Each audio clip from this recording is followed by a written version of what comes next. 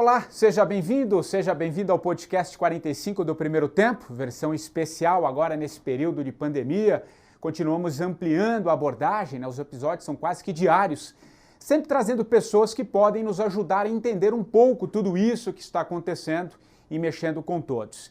E a minha convidada de hoje, claro, está muito tocada por tudo isso que ocorre em decorrência da pandemia do coronavírus, que continua fazendo vítimas em todo o mundo, enquanto boa parte das pessoas permanece em quarentena e muito se fala também nas perdas econômicas que virão. A minha convidada de hoje contabiliza as perdas emocionais das pessoas. Eu estou falando da médica geriatra especialista em cuidados paliativos, a doutora Ana Cláudia Quintana Arantes. Doutora Ana Cláudia, que é autora de um belíssimo livro, aliás, muito humano, chamado A Morte é um Dia que Vale a Pena Viver, onde ela mostra que a grande questão que envolve a morte, na verdade, é a vida, como a vivemos. Esse é um livro muito interessante, eu já tive a oportunidade de ler. Doutora Ana Cláudia, primeiramente, muito obrigado por atender aqui o nosso convite aqui do podcast 45 do Primeiro Tempo. Obrigado também por interromper as suas atividades. Eu sei que você também está na linha de frente, está acompanhando tudo isso que envolve. Então, para começar a nossa conversa, eu queria primeiro as suas considerações. Como é que é a tua análise, como é que você está vendo todo esse momento? Muitas mortes acontecendo no Brasil, talvez a gente esteja vivendo as duas próximas semanas, nessa e na próxima, um ápice da pandemia. Eu queria as suas considerações iniciais, doutora Ana, e obrigado mais uma vez. Bom, obrigado pelo espaço. Eu acredito que toda a forma de levar para as pessoas algum caminho de entendimento, algum caminho de compreensão desse tempo, possa ajudar. Eu espero que eu possa ajudar também através desse canal. O que nós temos visto, Patrick, é um movimento muito acelerado rumo a uma necessidade de ter sentido de vida das pessoas. No meu trabalho, eu vejo que as pessoas, no final da vida delas, elas acabam buscando mais seriamente essa resposta. Qual o sentido da minha vida? Qual o sentido de tudo isso? E pelo fato de estar o mundo inteiro, inclusive agora o Brasil, vivendo essa consciência de que podemos morrer, Por incrível que pareça, parece uma surpresa para todo mundo, mas, na verdade, o risco é de todos. O risco não é só das pessoas que você não conhece, desses números que se tornam cada vez mais assustadores. E quando se fala em porcentagem de mortes, a gente não olha para a experiência da perda, que eu digo assim, 1% das mães morrem, mas se morrer a sua é 100%. Você perdeu 100% da sua mãe, você não perdeu 1% dela, 10%, 6%. Então, não existe relativização quando a gente fala da vida humana. Não tem vidas melhores ou piores que valem mais ou menos. Para alguém, aquela vida que foi perdida vale tudo, vale a vida dela. E a vida é uma coisa que as pessoas não pensam muito, Elas acham que você vai passando um dia depois do outro, você tem planos de futuro, então você coloca a sua felicidade no futuro. Só que agora a gente não sabe o futuro que nós vamos ter. Então, existe uma necessidade agora de você redimensionar o que é futuro em cima de uma pauta desconhecida. Não tem uma coisa que você saiba, vai ser melhor ou vai ser pior. Vai ser diferente do que a gente já viveu. Não tem a possibilidade de a gente voltar para a vida que nós tínhamos antes. É uma outra vida. E aí você precisa escolher quem você vai ser a hora que abrirem a porta. Então, nós estamos tendo a oportunidade de ficar algumas semanas recolhidos. Eu não tenho muito essa oportunidade, mas muita gente tem essa oportunidade de ficar recolhido para você poder fazer essa escolha. De que lado você vai estar nesse mundo que vem para aí? Você vai estar do lado de quem precisa de ajuda ou do lado de quem ajuda? Porque no mundo que vai chegar agora, não tem lugar para quem atrapalha. Não tem lugar para quem destrói. Porque acho que o grande recado dessa pandemia é chega de destruir.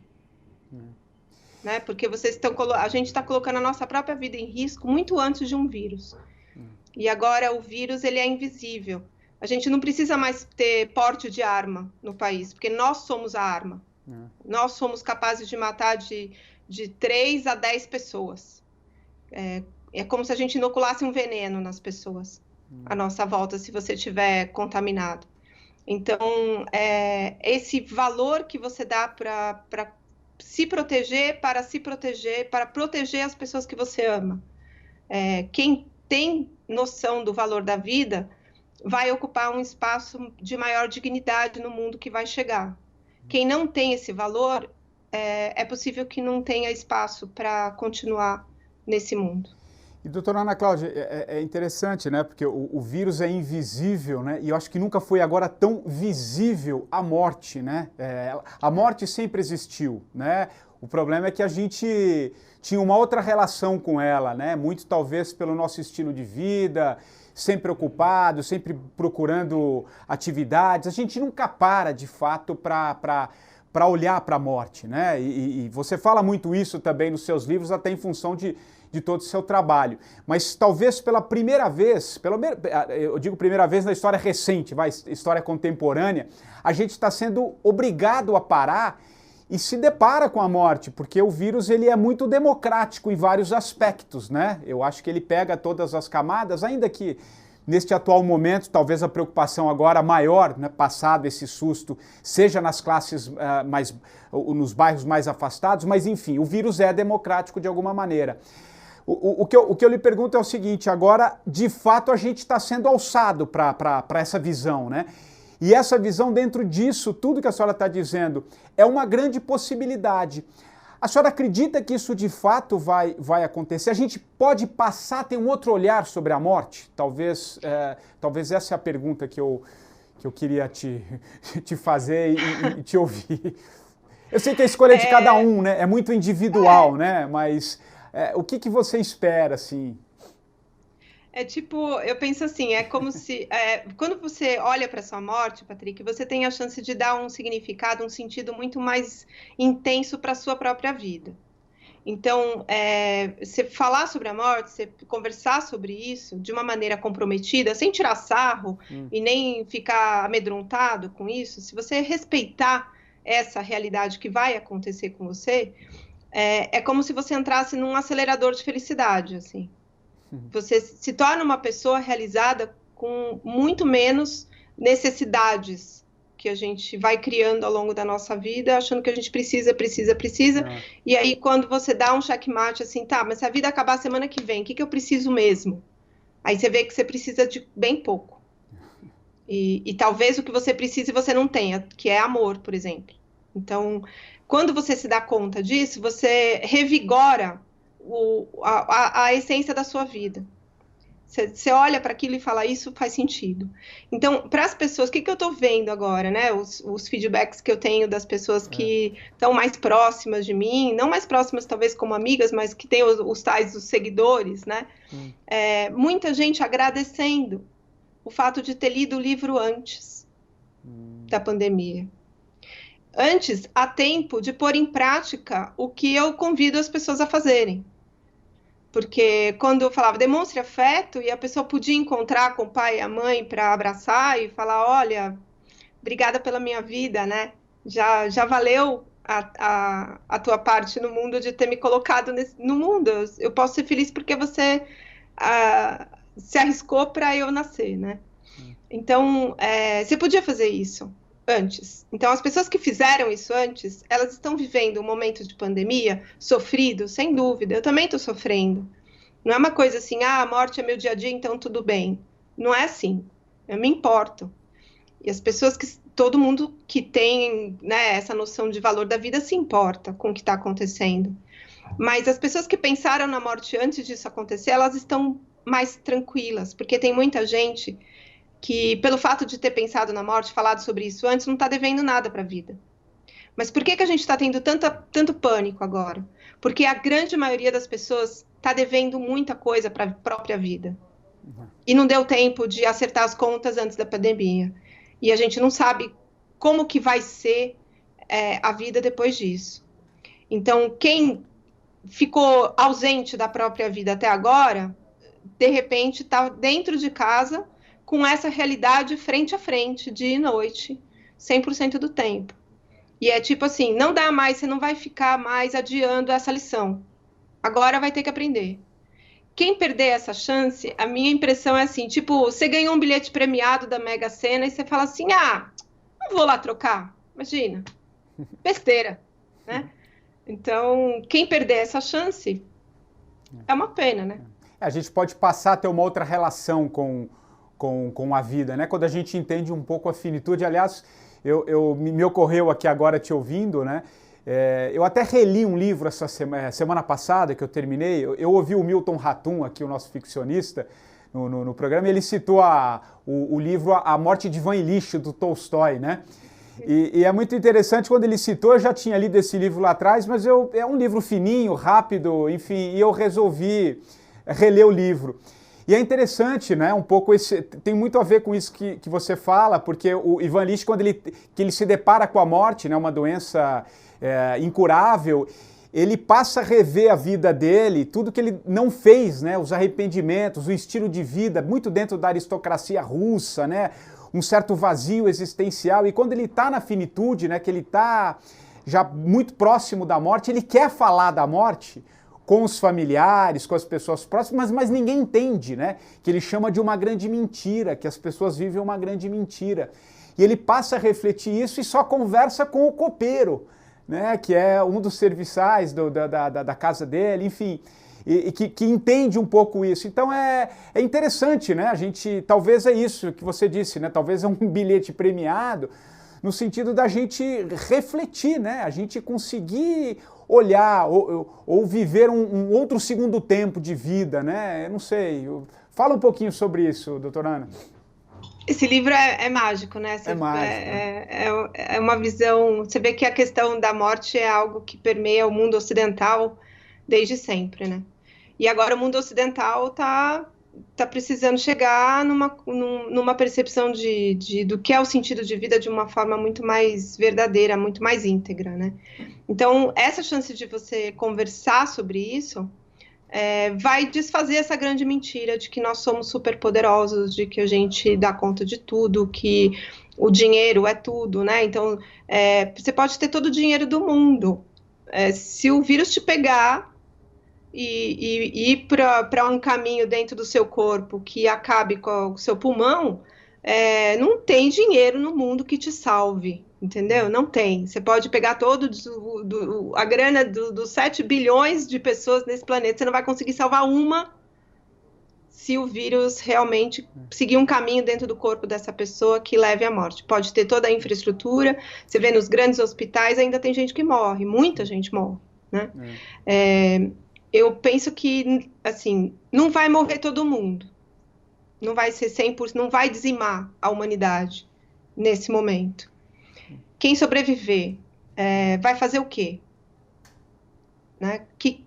Como eu falei, a pergunta que não quer calar, né? Quem você vai ser quando abrir a porta? Se você vai ser a mesma porcaria que você era antes, então talvez seja melhor você ficar em casa para sempre, porque vai atrapalhar. Nós temos muito trabalho depois da pandemia, muito trabalho de reconstrução, de sentido de vida para as pessoas que perderam, os processos de luto, a tal da reconstrução da economia, os espaços profissionais, como é que eles vão ser ocupados agora, já que a gente não pode ter tanta proximidade, nós vamos viver talvez muito tempo nessa área da distância, né?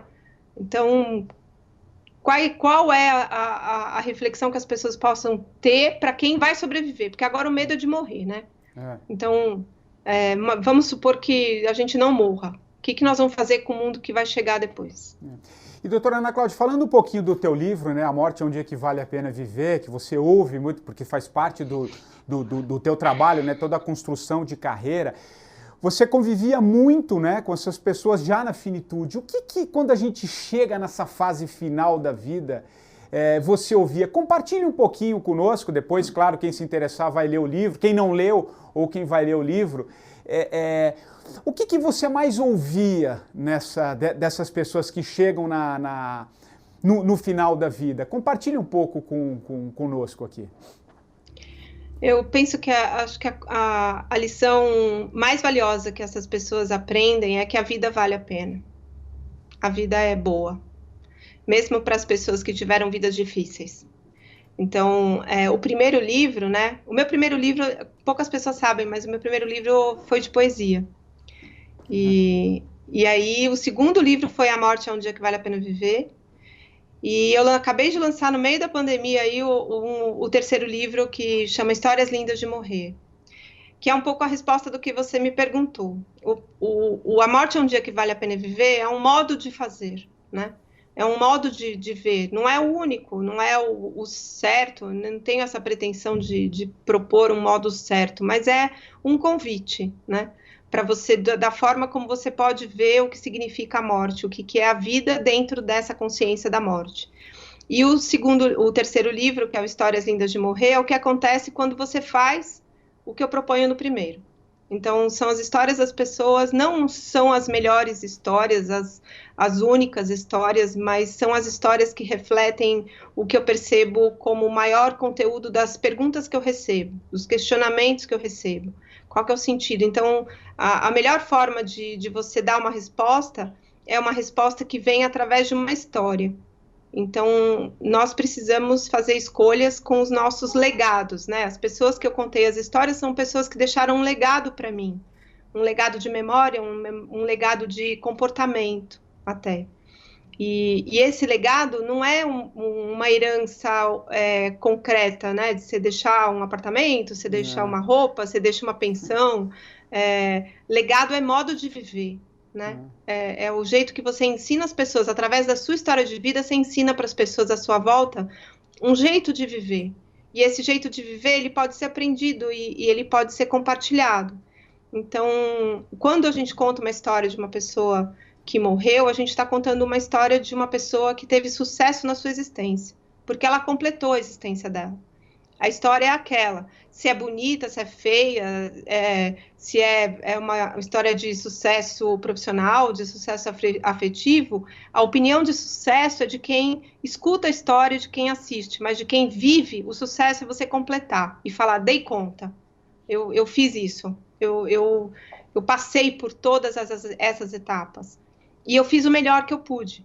Não, nem sempre foi o melhor que eu tinha acesso naquela hora, mas eu tinha acesso a uma decisão, e a decisão que eu tomei foi aquela, que para mim foi a melhor possível. Né?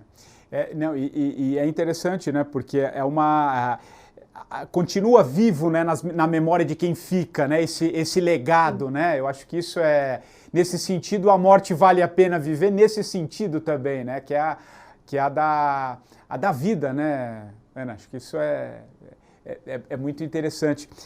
Agora, você acha que a gente passa também, porque, claro, o coronavírus atinge a todos de alguma maneira, mas, claro, os mais velhos são os mais afetados, né? Enfim, a possibilidade de morte é muito maior. Você acredita que a gente possa passar a ter uma outra relação, um outro olhar sobre o idoso também? Como é que você vê isso, as famílias dentro dessa estrutura, agora com esse afastamento, né, que a gente está tendo que manter, muitas pessoas mais velhas que às vezes moram em casas separadas, os filhos, em razão de preservar, não estão vendo. Você acha que isso de alguma maneira pode ajudar, Ana, a gente ter um olhar mais cuidadoso com os idosos, que sempre foram de alguma maneira, você sabe bem disso, né, excluídos um pouco, né, inválidos, a gente sempre vai deixando meio de lado. O que você acha disso? Você também vê como uma oportunidade? Você é otimista? Fala um pouquinho disso. Esse vírus, eu tenho percebido, Patrick, assim, nas reflexões de todas as dimensões, né? É uma pandemia que traz à tona uma verdade que estava sendo escondida. Então, estava sendo escondida uma verdade a respeito da má qualidade do serviço público em relação à saúde, porque estava sendo sucateado, destruído, estava sendo agredido. E aí isso vem à tona. Estava sendo destruído todo o processo de cuidado dos profissionais de saúde. E aí agora eles precisam contratar profissional de saúde. Então antes faziam de tudo para o profissional de saúde pedir demissão. E agora eles estão desesperados querendo um profissional de saúde. A gente já tinha um processo de isolamento do idoso. Porque quando a gente fala assim, o idoso, a gente está falando do outro. Verdade. A gente está falando, o idoso, né? É o velhinho, é sempre do outro. Só que quando a gente fala de um ser humano mais experiente, de um ser humano há mais tempo no mundo do que você falaria de um jeito diferente. Você falaria com reverência. Agora você fala o idoso diminuir, é uma pessoa incapaz, é uma pessoa que atrapalha, é uma pessoa que não serve mais. E aí, essa pandemia traz à tona muito do pensamento e do comportamento que era comum, que era falar que essa vida vale menos. E aí, essa vida que vale menos está só sendo... está colocando no alto-falante um isolamento que já acontecia antes. Aí você vai dizer para mim, Ana, mas não é todo mundo. Tá certo, não é todo mundo. Mas aqueles que não fazem parte desses que isolaram, eles encontram alternativas de se aproximar. Porque ontem eu ouvi uma coisa que é muito valiosa também da gente comentar. Não é isolamento social, é distanciamento social. Perfeito. As pessoas... Eu não estou isolada, eu não estou conversando com uma luzinha verde aqui no meu computador, estou conversando com você. Eu posso manter contato com as pessoas que eu amo através de uma ferramenta tecnológica. E a ferramenta tecnológica ela está a serviço de uma humanidade, está a serviço de uma conexão. É bem observado mesmo, distanciamento, né? Não pode ser isolamento. Se você está isolando, é porque você não tem espaço de criação de oportunidades para você se vincular com essas pessoas. Então, para os idosos, para as pessoas, os seres humanos mais experientes, existe espaço de aprendizado em relação a isso, de se sentir amado apesar de estar distante. A gente não pode poupar as pessoas delas se sentirem amadas. Porque, de fato, o que é isolamento, Patrick, é o que acontece com as pessoas quando elas entram no hospital. Aí elas estão, de fato, isoladas. Você pensa que você está isolado na sua casa e está tendo chilique. Eu falo, não, as pessoas estão tendo chilique aí, elas precisam, sei lá, chupa o dedo, compra uma chupeta, regride. Mas, de fato, a experiência de isolamento social é dentro de um hospital, quando você vai para o covidário, quando você vai para uma UTI. Que aí o máximo que você vai ter é um toque de um ser humano que está ali cuidando, que é o profissional de saúde, que está todo paramentado. Com sorte, ele estará paramentado, porque se ele não tiver equipamento de proteção, dali um tempo ele também vai estar afastado ou vai estar ocupando um espaço dentro da UTI. Né? Não, acho que é bela reflexão mesmo nesse aspecto, porque é um distanciamento, não um isolamento, né? E você falou um pouquinho sobre a gente tem claro, agora a gente valoriza muito os profissionais de saúde, né? É quase uma linha de frente, né? Até há pouco tempo na Europa, aqui mesmo no Brasil, quando o vírus chegou com mais força, a gente via as pessoas aplaudindo a classe médica, enfim, tem um pouco olhar sobre isso. E aí eu refletindo um pouco na tua resposta, também acho que é uma oportunidade da gente refletir sobre várias outras profissões que às vezes a gente sempre relegava, né? Quais, por exemplo? Nós estamos isolados em casa ali, mas a gente vai no mercado, você tem que valorizar uma caixa do supermercado, o entregador, o caminhoneiro que leva o produto, que esses sim estão se arriscando, né? Mas... Ou alguém que vem aqui, por exemplo, aqui mesmo no estúdio, fazer a limpeza, todo mundo que está aqui ajudando para que essa operação ocorresse, que em tese sempre fica um pouco relegado, né? Porque o que vale é aquele que aparece mais, enfim. Talvez seja uma oportunidade da gente abaixar um pouco essa pirâmide, no sentido de olhar para várias profissões, né? Que eu acho que nessa situação que a gente está vivendo, é uma oportunidade única de mudança de consciência, né, talvez, né, e isso pode ter um efeito lá na frente, se a gente conseguir valorizar, né, é interessante isso também, né? Sem dúvida. Nós não somos seres autossuficientes. Então, a gente precisa dessas pessoas, e essas pessoas são as que têm muito valor nesse momento. Né? Então, o pessoal que faz a limpeza urbana, as pessoas que fazem a segurança, os profissionais de saúde... o pessoal do mercado, as pessoas que fazem entrega, essa disponibilidade de se arriscarem para poder prover o mínimo necessário para toda a nossa infraestrutura de distanciamento social. Então é magnífico que as pessoas comecem a valorizar isso, porque sem essas pessoas a gente não seria nada agora. Ana, para a gente estar caminhando aqui já para o fim do nosso bate-papo, mas eu queria duas perguntas antes da gente encerrar aqui o nosso quadro. Primeiro, eu queria uma observação sua Sobre esse momento também, que muita gente vem perdendo familiares, enfim, as pessoas vítimas em função do Covid ou de outras doenças que não estão podendo viver o luto, né? O luto presencial, né? O ritual de despedida, que é muito comum, né? Ainda mais para nós que temos um pouco a cultura latina, né? A gente tem dividir um pouco essa dor ali no velório, enfim, com as pessoas que a gente ama. Isso está sendo praticamente impossível, né? As cerimônias, quando ocorrem, são muito restritas, né? Enfim, que efeito que isso tem? Eu queria te ouvir um pouco sobre essa questão também, que tem sido muito comum, e não só para quem perde famílias em função do Covid, outras doenças que não pode ter aglomeração também. A experiência do luto, nesse momento, das perdas, é uma experiência de luto muito inédita, porque não que ela nunca tenha acontecido em outras situações, ela já aconteceu, mas ela nunca foi na proporção que ela acontece nesse momento, de centenas, de milhares de pessoas vivendo um processo de luto que ele precisa ser reformulado, porque o nosso conteúdo de elaboração passa por um processo de ritualização, Patrick, que a gente precisa viver, entendeu?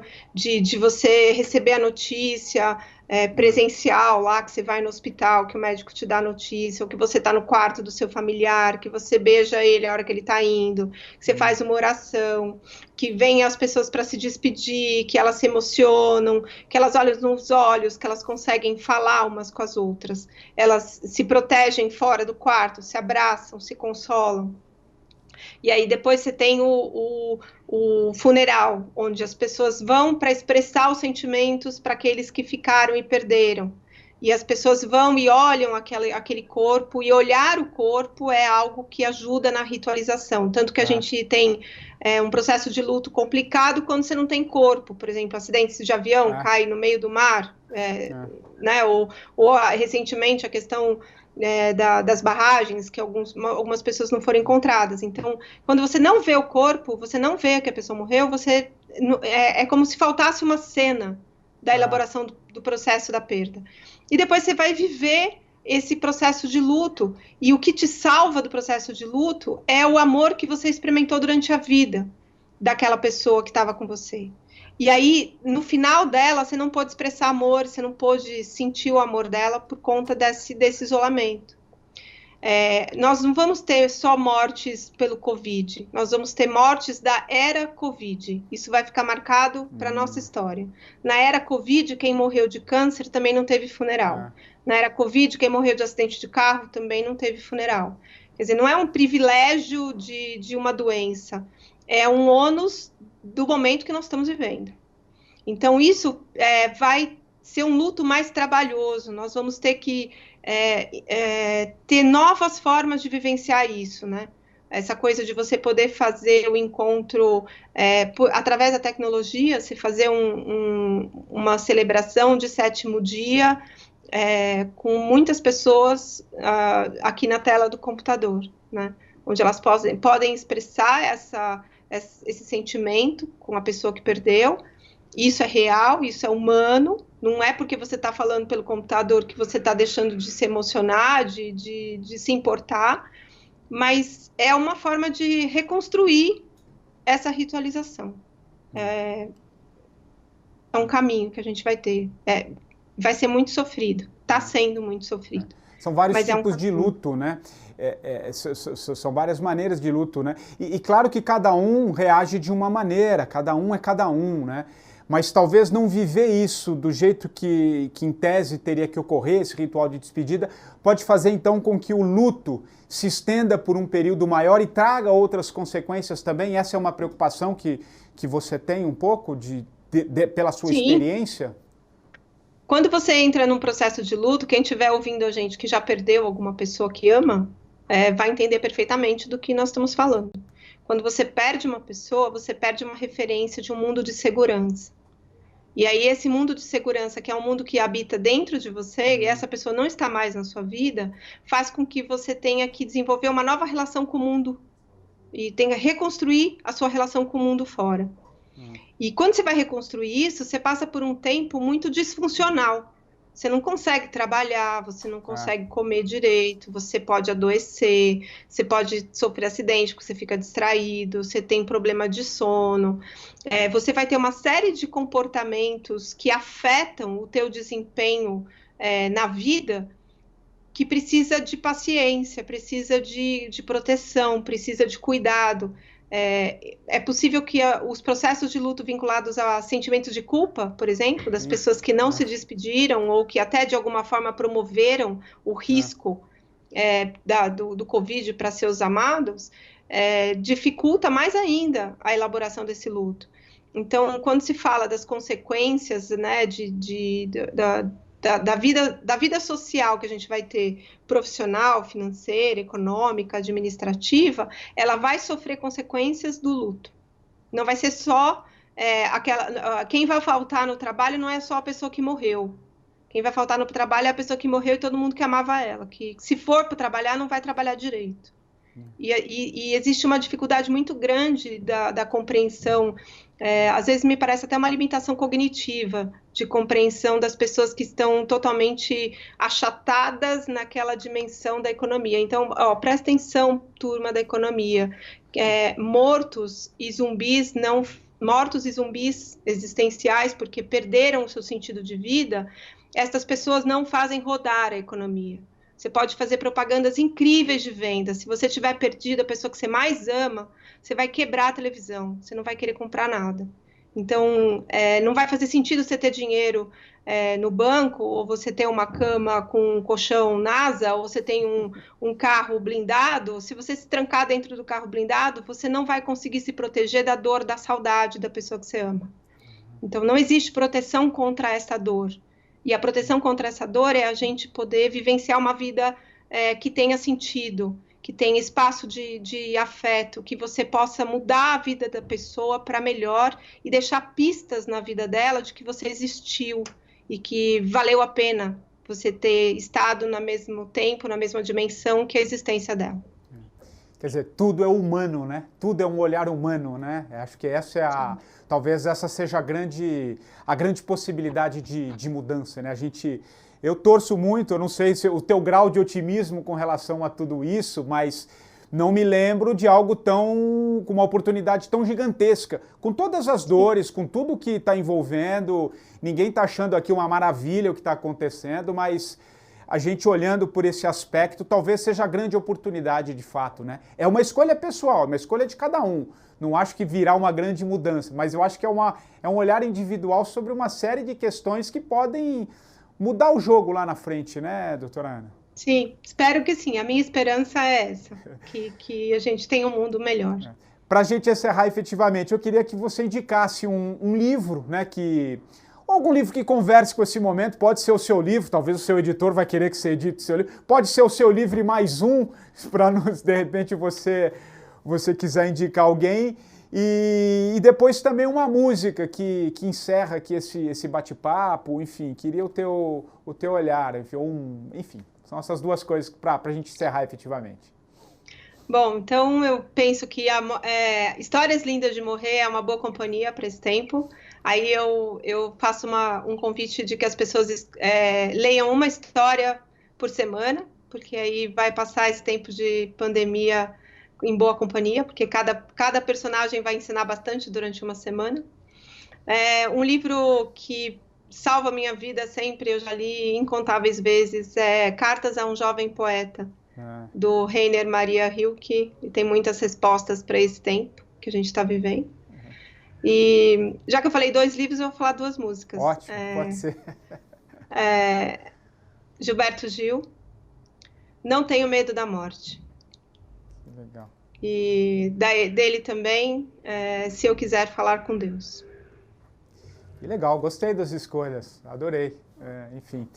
Doutora Ana Cláudia, muito obrigado pela entrevista, pelo bate-papo, pela conversa, pelo teu olhar sobre tudo isso. Você que não só está na linha de frente, mas vem trabalhando isso já há um bom tempo, né? Enfim, eu queria muito te agradecer, compartilhar todo o seu olhar aqui com os nossos ouvintes, com os nossos internautas aqui do 45 do Primeiro Tempo, tá bom? Tá bom, obrigada, Patrick, pela oportunidade, que possa ajudar as pessoas de alguma forma. E o 45 do Primeiro Tempo volta a qualquer momento, né, com mais alguma entrevista que possa conversar com tudo isso que está acontecendo. Se você tem alguma sugestão também, entre lá no meu Instagram, é o patricksantos.oficial, e mande lá a sua sugestão. Quem você gostaria de ouvir, quem você acha que também tem uma história interessante para compartilhar conosco. Grande abraço!